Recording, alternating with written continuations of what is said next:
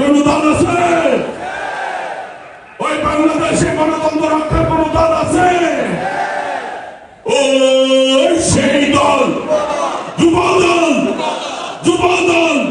খালেদা জিয়া, খালেদা জিয়া, তারেক রহমান, তারেক রহমান, তারেক রহমান বীরের বেশে আসবে ফিরে বাংলাদেশে, তারেক রহমান বীরের বেশে স্বাধীনতার ঘোষক জিয়া, লো লো লো সালাম, বাংলাদেশের অপর নাম, স্বাধীনতার অপর নাম, গণতন্ত্রের অপর নাম। যুবদল প্রতিষ্ঠা করেছিলেন শহীদ রাষ্ট্রপতি জিয়াউর রহমান।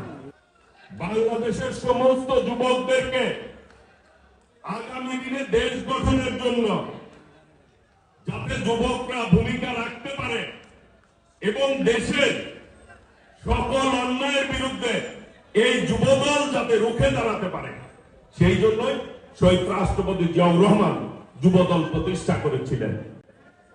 আজকে হাঁটি হাঁটি পা পা করে এশিয়া মহাদেশের সর্ববৃহৎ যুব সংগঠন হচ্ছে বাংলাদেশ জাতীয়তাবাদী যুবদল। সেই সংগঠন আপনারা করেন। প্রিয় ভাইরা, যুবদল হচ্ছে বিএনপির মেজো ভাই, নিচে ছাত্র দল, উপরে বিএনপি, মাঝখানে সমন্বয়টা করে যুবদল, নিচেও যোগাযোগ করে উপরেও যোগাযোগ রাখে। পার্টির মূল হাট হচ্ছে জাতীয়তাবাদী যুবদল। কাজে আপনারা যেটা করবেন অন্যটা সেটা শিখবে।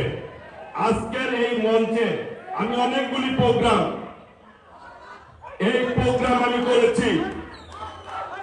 কাজে এইভাবে স্টেজে এত শৃঙ্খলা কেউ রাখতে পারে নাই। সেই জন্য আন্তরিকভাবে যুবদলের সভাপতি, আহ্বায়ক, সদস্য সচিব সহ যুবদল নেতৃবৃন্দকে ধন্যবাদ জানাই।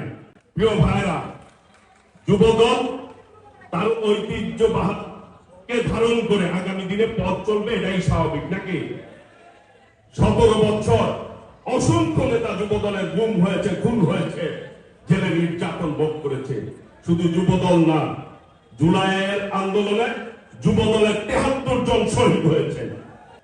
এই জাতীয়তাবাদী যুবদল দেশ নেত্রী বেগম খালেদা জিয়া, দেশ নায়ক তারেক রহমানের ভ্যানগার্ড হিসাবে দায়িত্ব পালন করেছে। এই 17 বছরে দেশ নেত্রী বেগম খালেদা জিয়াকে অন্যায়ভাবে 6 বছর কারাগারে রাখা হয়েছিল। আমাদের অভিভাবক বিএনপির ভারপ্রাপ্ত চেয়ারম্যান আজকেও বিদেশের মাটিতে রয়েছে ষড়যন্ত্রের কারণে, তার বিরুদ্ধে মামলার কারণে।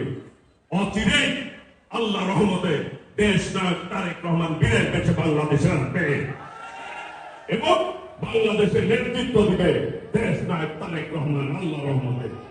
প্রিয় ভাইরা, সেই জন্য আপনাদেরকে ধৈর্যশীল ভাবে শৃঙ্খলা, একটি সংগঠনের মূল হচ্ছে শৃঙ্খলা। যত বেশি সুশৃঙ্খল থাকবে তত বেশি শক্তিশালী হবে সংগঠন। কাজেই আপনারা যদি শৃঙ্খলা, চেইন অফ কমান্ড না মানেন তাহলে হবে না। প্রিয় ভাইরা, আজকে রাজনীতি নিয়ে বিভিন্ন ষড়যন্ত্র চলছে। বাংলাদেশের এই মুহূর্তে সবচাইতে উদার গণতান্ত্রিক দল হচ্ছে বিএনপি। রোজার পূর্বে ফেব্রুয়ারি মাসে ভোট হবে, নির্বাচন হবে, কোন ষড়যন্ত্র রুখতে পারবে না এই নির্বাচনকে। ষড়যন্ত্রকারীরা ষড়যন্ত্র করবে, এটাই কিন্তু স্বাভাবিক। বিভিন্ন দল বিভিন্ন কথা বলছে। ইদানিং একটি দল বেস্টের টিকিট বিক্রি করে বেড়াচ্ছে, তাই না ভাইরা? গ্রামগঞ্জে গেলে বোঝা যায়, মা বোনেরা বলে তালিমের নাম করে ডাকে আর ভোট চায় জামাতে। অনেক মা বোনেরা তাৎক্ষণিক প্রতিবাদ করে ওই মিটিং থেকে চলে আসছে যে না, আমাদের তালিমের কথা বলছেন আর এখন চাচ্ছেন ভোট। প্রিয় ভাইরা, আমরা বলতে চাই, পবিত্র কোরআনে রয়েছে এমন এক সময় আসবে লেবাস থাকবে মুসলমানের, আর যখন মুসলমানের সামনে যাবে তখন তাদের মতো করেই কথা বলবে। আবার যখন অন্য ধর্মের সামনে যাবে তখন তাদের মতো করেই কথা বলে। আমি সকল ধর্মের আমি শ্রদ্ধা জানাই। আমরা মুসলমান, আল্লাহ রাব্বুল আলামিন মুসলমান হিসাবে আমাদেরকে পাঠিয়েছে। আমরা কোরআন তেলাওয়াত করব কোন অনুষ্ঠানের পূর্বে, এটাই স্বাভাবিক। হিন্দু ভাইরা গীতা পাঠ করবে, এটাই স্বাভাবিক। খ্রিস্টান ভাইরা বাইবেল পাঠ করবে, এটাই স্বাভাবিক। কিন্তু আমি কখনোই হিন্দু ভাইদেরকে বলবো না আপনি কোরআন তেলাওয়াত করেন, হিন্দু ভাইও আমাকে বলবে না আপনি গীতা পাঠ করবেন, খ্রিস্টান ভাইও আমাকে বলবে না আপনি বাইবেল পাঠ করেন। কারণ আমার বিশ্বাস, আমার কাছে বিশ্বাসের উপরে যারা জোর করে মনে করতে হবে তারা জুলুম করছে মানুষের আত্মার উপরে। প্রিয় ভাইরা, আর এই কাজটা যখন কেউ করে এক এক জায়গায় এক এক রূপ ধারণ করে, তাদেরকে কোরআনে বলা হয়েছে মুনাফিক। এই মুনাফিকদের ব্যাপারে সর্বোচ্চ সতর্ক থাকতে হবে আমাদেরকে। এরা স্বাধীনতা যুদ্ধের সময়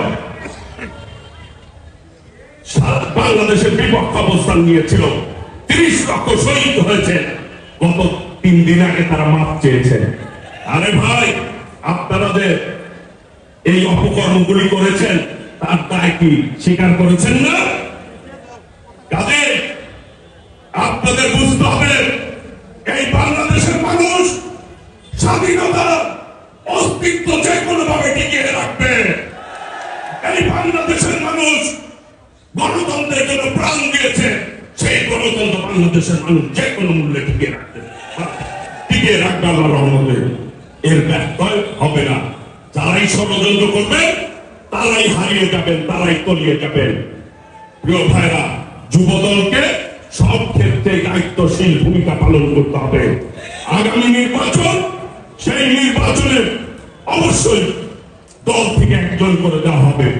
সকলে মিলে ঐক্যবদ্ধভাবে কাজ করতে হবে, নাকি?